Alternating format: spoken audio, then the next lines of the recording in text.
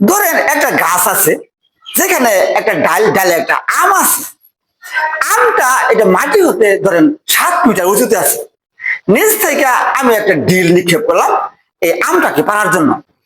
এই আমটা কি পড়বে? আসেন এই বিষয়টা নিয়ে একটু কথা বলি।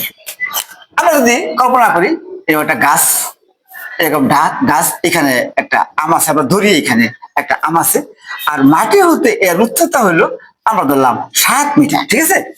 এখন একটা বস্তু উপর থেকে নিক্ষেপ করলাম 10 মিটার/সেকেন্ড বেগে। 10 মিটার/সেকেন্ড বেগে একটা বস্তুকে উপর দিকে নিক্ষেপ করলাম।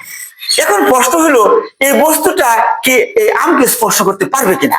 তো এই ক্ষেত্রে আমরা দেখবো আমাদের একটা সূত্র আছে, b²=u² +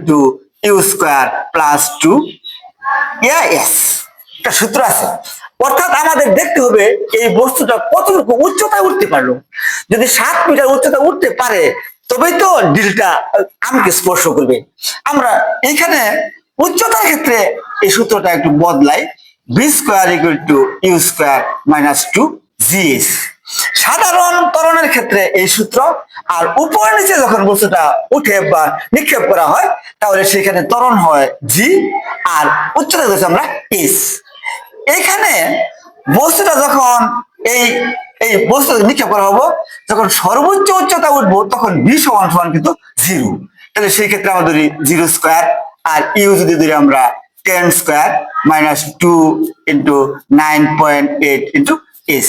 অভিকর্ষ ত্বরণের মান 9.8 সবসময় এটা আমরা ধরি। বা 0=100 মাইনাস এখানে আছে 19.6 s। আবার যদি এইদিকে নিয়ে আসি, বা 19.6 s সমান 100, বা s = 100/19.6, এটা মান আছে 5.0 মিটারের মতো। অর্থাৎ এটা উঠবে, কিন্তু উচ্চতা উঠতে 5.10 মিটার পর্যন্ত উঠতে পারবে। অর্থাৎ 10 মিটার/সেকেন্ড বেগে নিক্ষিপ্ত একটা বস্তু 7 মিটার উচ্চতায় একটা আমকে স্পর্শ করতে পারবে না।